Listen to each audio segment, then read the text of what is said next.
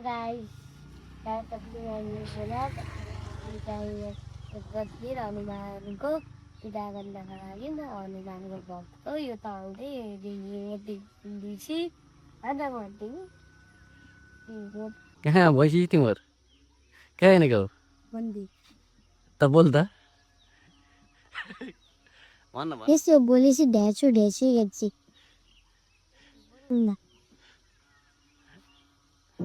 High म प्रेम आज शनिबार हामी चाहिँ हरेक शनिबार मन्दिर दर्शन गर्न जाने गर्दछौँ। आज शनिबार भएर केटाकेटीको छुट्टी पनि छ। यिनीहरूले पहिलेदेखि हामीलाई पनि मन्दिर लिएर जानु भनेका थिए, त्यसैले आज यिनीहरूलाई पनि लिएर हिँडेका छौँ। यो चाहिँ तपाहा हो। यही पानी ट्याङ्कीको छेउमा सोमबारको बजार लाग्ने गर्दछ।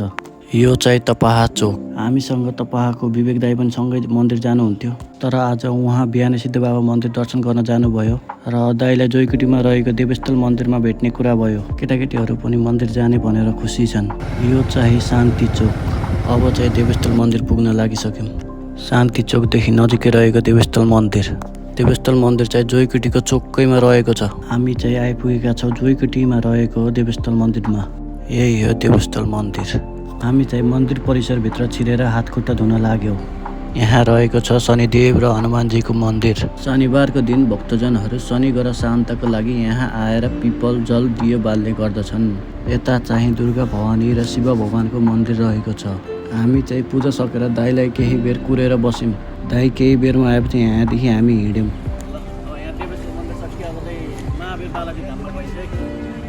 यहाँदेखि हामी लाग्यो औद्योगिक क्षेत्रमा रहेको महावीर बालाजी धाममा। यो चाहिँ रहेको छ योगीकुटी चोक। हामी चाहिँ बालाजी धाम जान कालिका नगर पछाडिको भाइरल रोड हुँदै जान्छौँ।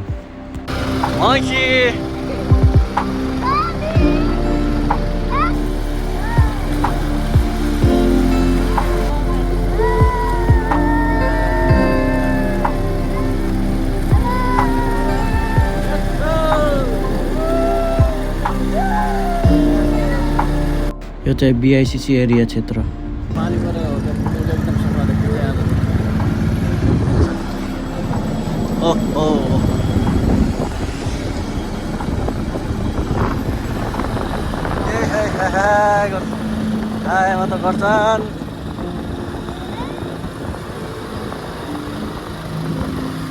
बालाजी धाम आउन चौडातिरबाट आउन नि मिल्छ है। बालाजी धाम चाहिँ अब आउन थालिसकेको छ। यो चाहिँ हाम्रो महावीर बालाजी धाम बुटोल औद्योगिक क्षेत्र गेट नजिकै रहेको छ। एकदमै शान्त एरियामा छ। यदि तपाईँ यतै नजिकै हुनुहुन्छ भने अवश्य आउनुहोला। मन्दिर सधैँ खुल्छ, तर शनिबार र मङ्गलबार चाहिँ अझ विशेष हुन्छ। हरेक शनिबार यहाँ सामूहिक हनुमान चालिसा पाठ हुने गर्दछ। हरेक शनिबार छुट्याउनै नहुने औद्योगिक क्षेत्रमा रहेको महावीर बालाजी धाम। यहाँ आइसकेपछि हामी हनुमान चालिसा पाठ पढ्न बस्यौँ। सबैले आफ्नो स्थान लिएर हनुमान चालिसा पढ्न बस्यौँ। केही बेर पछि हनुमान आरती पनि सुरु भयो।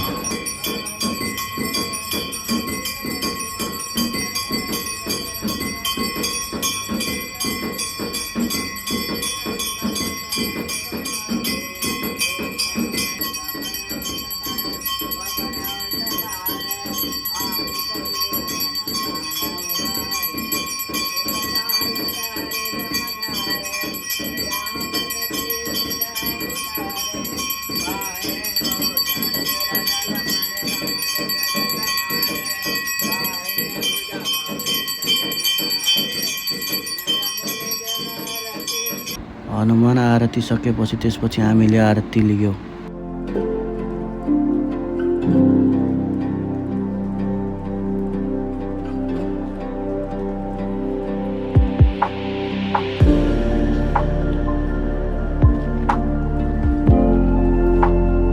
आरती सकिएपछि हामी सबै गयो टिका लाउन गुरुसँग। त्यसपछि टिका प्रसाद ग्रहण गर्यौँ। सबैजना भेला भइसकेपछि हामी लाग्यो सामूहिक हनुमान चालिसा पाठ गर्नेतिर।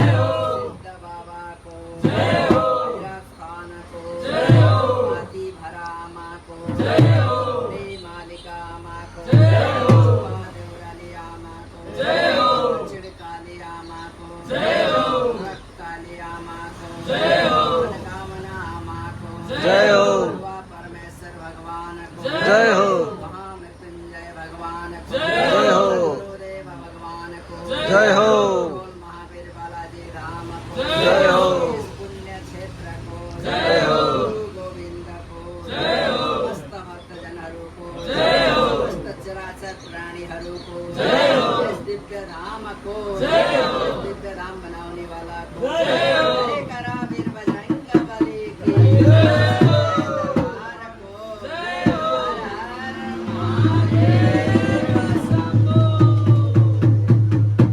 हनुमान चालिसा पाठ सकेर हामी लाग्यौँ नीलकण्ठ मन्दिर। फेरि भेटौँला अर्को शनिबार। जय सियाराम, जय बजरङ्गबली।